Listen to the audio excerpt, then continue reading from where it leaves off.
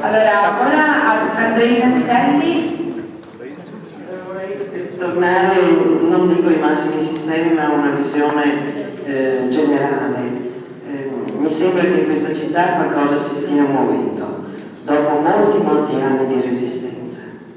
E gli interessi che noi vediamo oggi, non solo oggi, ma in questi mesi che si è concretizzato, attorno ai problemi di Venezia, che sono più gravi che non al tempo della prima e della seconda legge speciale. Perché in quegli anni, purtroppo dato l'età, ho partecipato con un gruppo di studiosi veneziani e non solo, ma con un grande interesse del governo. Ricordiamo governi di centrodestra, di centrosinistra, che comunque, io ricordo Fanfani per esempio, che ha un interesse enorme per la città. Non parliamo poi di Visentini, di Spadolini, di tutta l'opinione, ma anche molti contributi sono venuti anche dall'allora Partito Comunista. Cioè c'era un interesse politico di salvare, di intuire prima e anche di salvare da quello che poi abbiamo visto si è purtroppo concretizzato. Penso che adesso, forse un po' troppo tardi, ma sempre le malattie sono il segnale della necessità di un intervento. Rischia veramente Venezia di essere questa l'ultima occasione. E anche perché la città si sta impoverendo demograficamente, ma anche perché si sta impoverendo culturalmente. Il nostro sottosegretario ha parlato molto bene, ha descritto molto bene quello che è stata la deriva economica di questa città. Noi sappiamo che tutte le botteghe che si sono trasformate, che vendono maschere o piccoli vetri, quelle erano sono al posto di attività commerciali che erano nel tessuto urbano.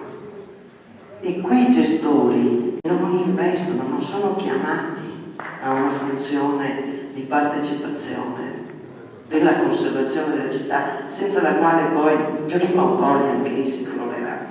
Perché se crolla il turismo di massa, come abbiamo potuto vedere a questo carnevale, tutte queste attività crolleranno, una grande concorrenza tra loro.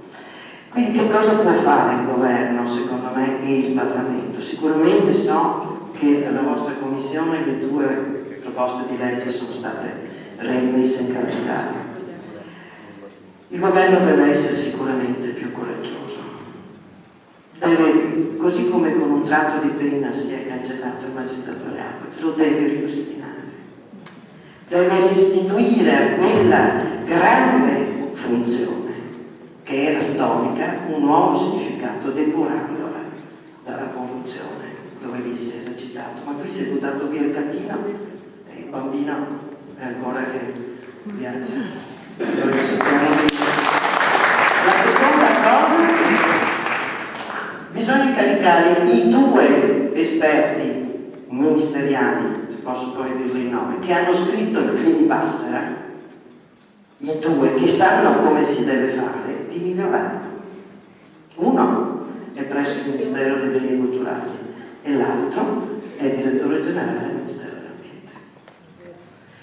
Queste sono 2 cose, perché noi risolveremo la visione strategica della legge speciale, nella quale certamente dovrà anche essere ricompresa la città metropolitana. Ma sbaglia il nostro onorevole Martella quando dice che le funzioni del magistrato alle acque vanno trasferite alla città metropolitana. Alcune, ma le grandi funzioni restano in capo allo Stato. Devono restare in capo allo Stato, altrimenti i veneziani la città o chi per loro se la vendono. Cioè, questa è la verità.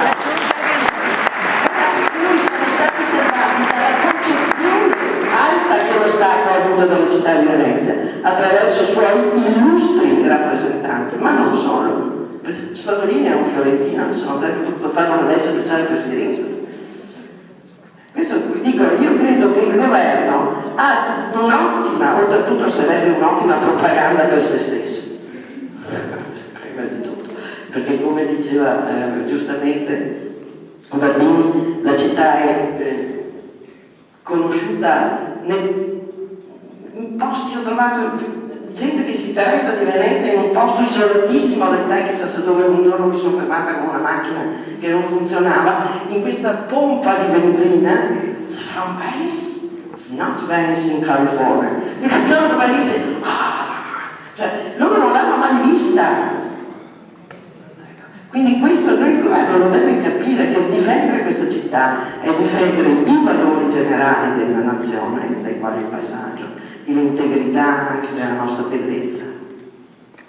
E quindi bisogna farlo subito, subito. Franceschini non può continuare a venire a Venezia e dire, sì, le navi non devono passare, non devono passare per il bacino islamico. Deve dire, le navi non possono stare lì dove lo Stato italiano ha definito l'unicità e la unitarietà. La legge speciale è Venezia e la sua laguna, L maiuscolo, ambito e toponimo geografico. Questo deve essere. Quindi i ministri devono capire che Venezia è inscindibile della sua laguna e la laguna non può esistere senza Venezia. Quindi l'artificialità esiste, è un'artificialità dell'animo di questa terra, perché saremmo diventati o tutto mare o tutto terra. Invece siamo Venezia, dentro alle sue acque, stabilite anche nell'unità d'Italia, definendo la contaminazione della laguna di Venezia, atto al quale in discussione ha partecipato sorprendentemente anche Giuseppe Garibaldi.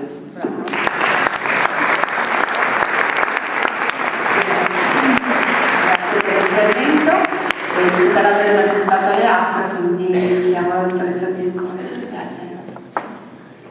Buonasera a tutti quanti, non mi conoscete, ma io da anni dirigo l'ufficio più importante del magistrato, l'ex magistrato alle acque, e sono passata, come dire, sperando di conservare la dignità personale e istituzionale attraverso delle tempeste veramente molto devastanti.